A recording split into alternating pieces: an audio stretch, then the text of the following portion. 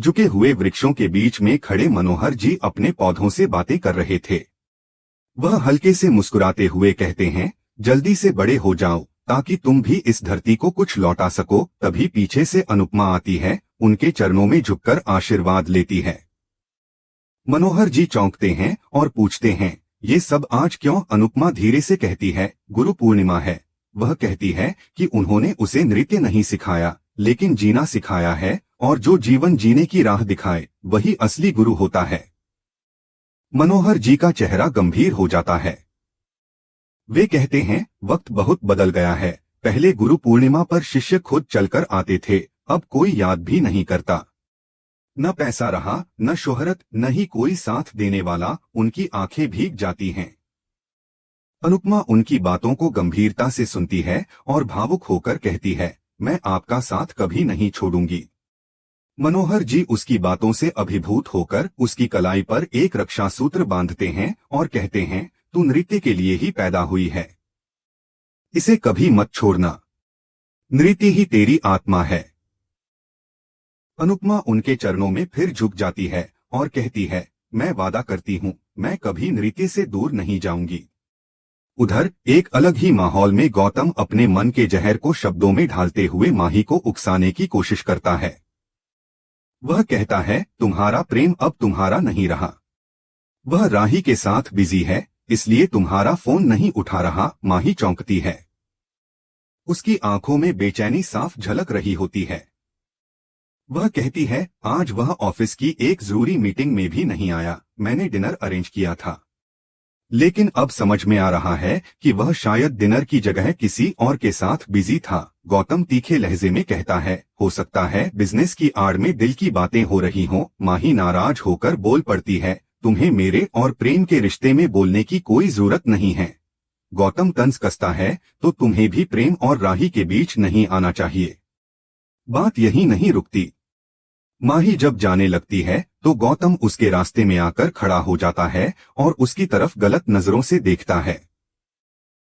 वह धीमे मगर भद्दे अंदाज में कहता है, तुम अकेली हो, मैं भी अकेला हूँ, एक दूसरे का सहारा क्यों न बन जाएं? माही एक पल भी नहीं सोचती।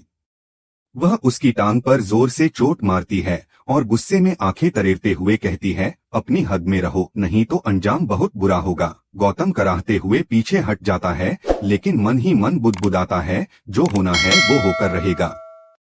हम दोनों को एक दूसरे के पास आना ही होगा। इसी बीच अनुपमा मनोहर जी के साथ बैठी होती है। मनोहर जी कहते हैं, इस बार डांस प्रतियोगिता में जीतना बहुत जरूरी है। वह आगे कहते हैं, जब लोग तुझसे पूछेंगे कि तेरे गुरु कौन हैं, तब मेरा नाम आएगा और वो ही मेरी जीत होगी। अनुपमा गंभीरता से उनका हाथ पकड़कर वादा करती है, मैं इस बार सिर्फ प्रतियोगिता नहीं जीतूंगी, बल्कि नृत्य को उसका खोया हुआ मान सम्मान भी वापस दिलाऊंगी। अन्य ओर शाह हाउस में एक नई बहस छिड़ी होती है। तोसू झूले को बेचने की कोशिश में लगा हुआ था, लेकिन जैसे ही लीला और बाबूजी लौटते हैं, वह पकड़ा जाता है। लीला उसे झूले के पास देखकर गुस्से में चिल्लाती है, इस झूले से दूर रहो, ये मेरा है। बाबूजी भी उसकी हरकतें देखकर सख्ती से पूछते हैं, क्या कर रहा था तू? इसे कहाँ ले जा रहा था? तोसू सोचता है, हर बार लास्ट मिनट पर क्यों पकड़ा जाता हूँ। वह झूठ बोलता है, मैं सरप्राइज देना चाहता था, झूले की मरम्मत करवाना चाहता था। लेकिन लीला उसकी बातों में नहीं आती और सख्ती से कहती है, मुझे कोई सरप्राइज नहीं चाहिए। बाबूजी भी समझ जाते हैं कि कुछ गड़बड़ है। वह तोसू से कहते हैं, तू हमें भी बेच सकता है पैसे के लिए, तुझ पर विश्वास करना मुश्किल है। तोसू मजाकिया अंदाज में कहता है, आपको कौन खरीदेगा? बाबूजी नाराज होकर उसे डांटते हैं और कमरे से निकाल देते हैं। बाबूजी के मन में एक कसक रह जाती है। वह सोचते हैं, अनुपमा का बेटा ऐसा कैसे हो गया? उसमें अनुपमा के संस्कार तो बिल्कुल नहीं, यह वनराज की तरह बन गया है। इसी बीच अनुपमा बाबूजी को फोन करती है। वह बड़ी ही सादगी से कहती है, आज गुरु पूर्णिमा है बाबूजी, इसलिए सोचा आपका आशीर्वाद ले लूं। बाबूजी भावुक हो जाते हैं, उनकी आंखों में आंसू आ जाते हैं। वह कहते हैं, तेरी बहुत याद आती है बेटा, भगवान से रोज दुआ करता हूँ कि मेरे हिस्से की सारी खुशियां तुझे दे दे। अनुपमा की आंखों में चमक लौट आती है। वह कहती है, आपका आशीर्वाद मिल गया बाबूजी। अब सब कुछ ठीक होगा। बाबूजी फोन रखते हुए मन ही मन सोचते हैं, अगर इस घर में कोई सही है तो वो सिर्फ अनुपमा है। बाकी सब तो उनका मन भर आता है, लेकिन साथ ही एक उम्मीद की किरण फिर से जग जाती है।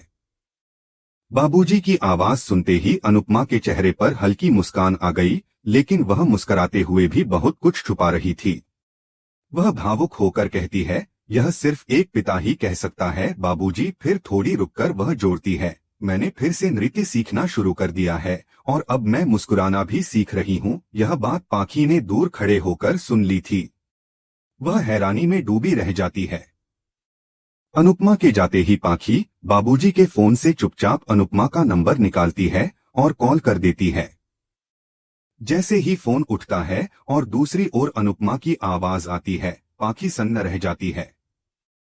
कुछ बोलने ही वाली होती है कि अनुपमा उसकी आवाज पहचान जाती है और झट से फोन काट देती है।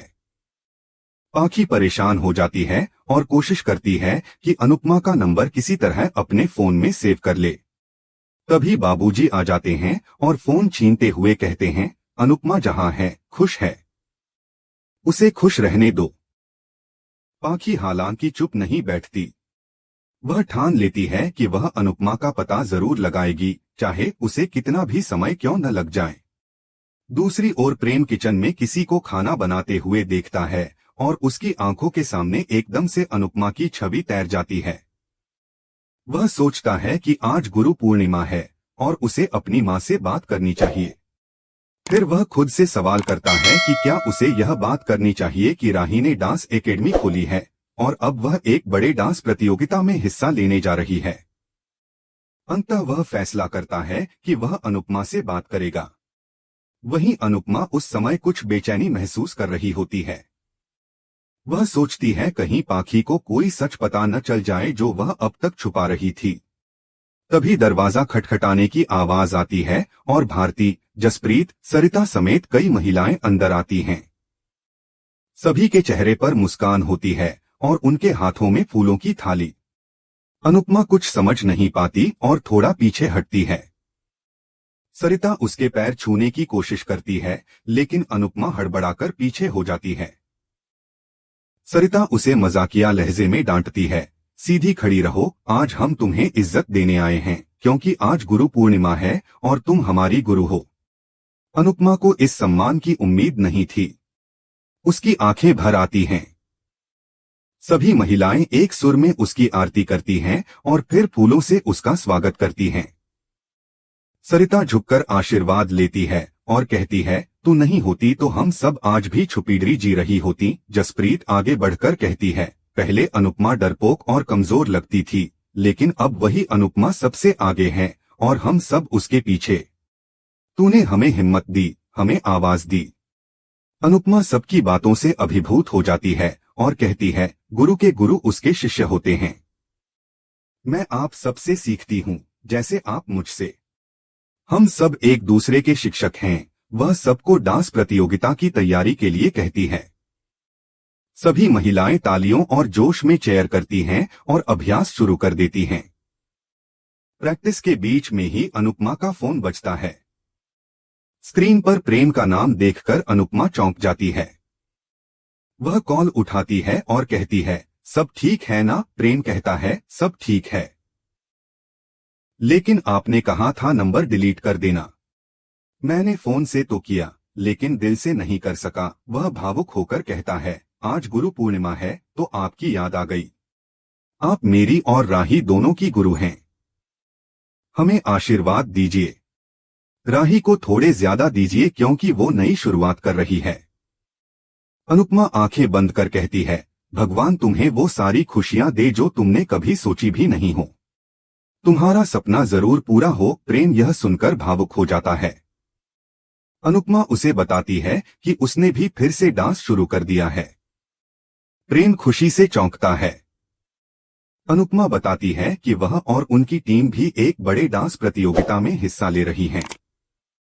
प्रेम अचानक गंभीर हो जाता है और पूछता है, कौन सी प्रतियोगिता? अनुपमा जवाब देती है, ताल से ताल मिला। यह सुनते ही प्रेम स्तब्ध रह जाता है, क्योंकि यही वही प्रतियोगिता थी जिसमें राही भी हिस्सा लेने जा रही थी। अब कहानी एक नया मोड़ लेने जा रही थी, जहां मां और बेटी दोनों एक ही प्रतियोगिता में आमने सामने होंगी, एक दूसरे से अनजान, लेकिन एक ही मंच पर अपने अपने सपनों के लिए। एपिसोड यहीं खत्म नहीं होता। अगले दिन की शुरुआत एक नई ऊर्जा और आत्मविश्वास के साथ होती है। मोहल्ले की गलियों में अनुपमा की टीम प्रतियोगिता में भाग लेने के लिए निकलती है। सबके चेहरे उत्साह से चमक रहे हैं। रास्ते में दूसरी टीम के कुछ लोग तंज कसते हैं, लेकिन अनुपमा सबको शांत रहने को कहती है। वह कहती है, हम जवाब डांस से देंगे, बातों से नहीं। स्टेज के पीछे जब सब तैयारी कर रहे होते हैं, तब जसप्रीत थोड़ा घबराई हुई दिखती है। वह अनुपमा से कहती है, मेरा लंदन का प्रोजेक्ट इंटरव्यू आज ही है। अगर मैंने वह इंटरव्यू नहीं दिया तो शायद यह मौका हमेशा के लिए चला जाएगा। अनुपमा एकदम से उलझन में पड़ जाती है। क्या जसप्रीत अपने सपने और डांस प्रतियोगिता के बीच सही फैसला ले पाएगी? क्या अनुपमा उसे दोनों के बीच संतुलन बना पाने में मदद कर पाएगी? ये सभी सवाल अगले एपिसोड के लिए रह जाते हैं।